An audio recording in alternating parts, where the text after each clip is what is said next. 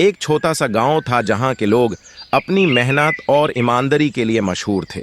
गांव के एक कोने में एक बकरीवाला भोला रहता था। भोला अपने काम के मामले में काफी कामचोर था।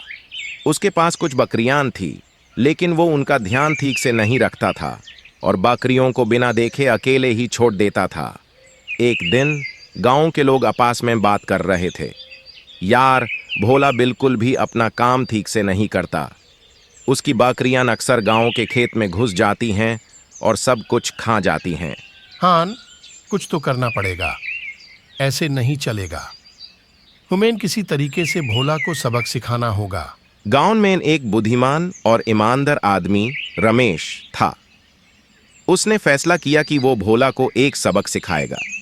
रमेश ने अपने दोस्त सुरेश से बात की।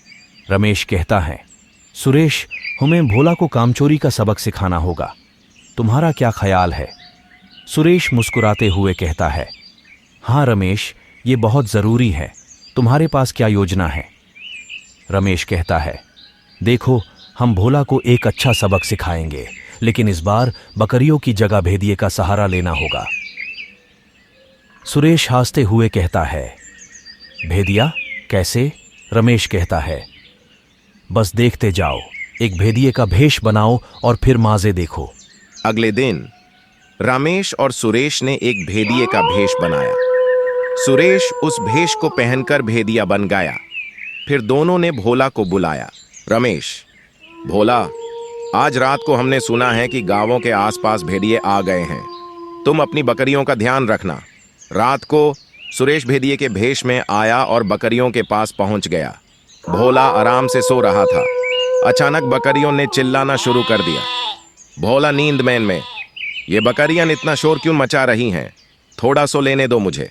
तभी सुरेश, जो भेदिए का भेष पहने हुए था, जोर जोर से बकरियों की तरफ दौड़ने लगा। बकरियों ने और तेज चिल्लाना शुरू कर दिया।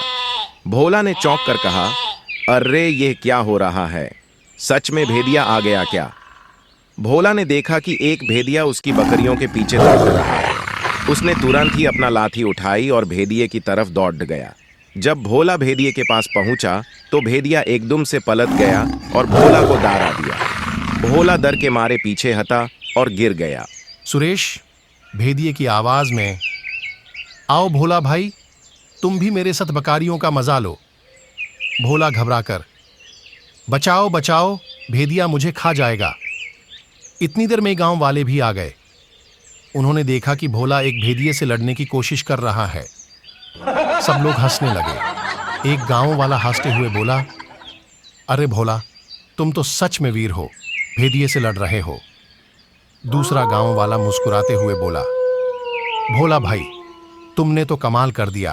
तभी सुरेश ने अपना भेदिए का मास्क उतार दिया और सब लोग जोर जोर से हंसने लगे।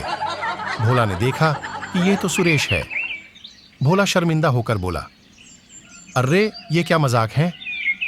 रमेश मुस्कुराते हुए बोला, भोला, ये मजाक नहीं है, ये तुम्हारे कामचोर होने का सबक है। भोला ने अपने आप से वादा किया कि वो आगे से कभी कामचोर नहीं बनेगा। उसने ईमानदारी से काम करना शुरू किया और धीरे धीरे गांव वालों का विश्वास वापस जीता। यह कहानी हुमैन ये सिखाती है कि कामचोरी और बेईमानी का कोई भविष्य नहीं होता। ईमानदारी और मेहनत से ही जीवन में सफलता मिलती है। ऐसी अच्छी अच्छी कहानियां सुनने के लिए हमारे YouTube चैनल को सब्सक्राइब करें और ज़्यादा से ज़्यादा शेयर करें। और हाँ, घंटा बजाना ना भूलना, ये बिल्कुल फ्री है। धन्यवाद।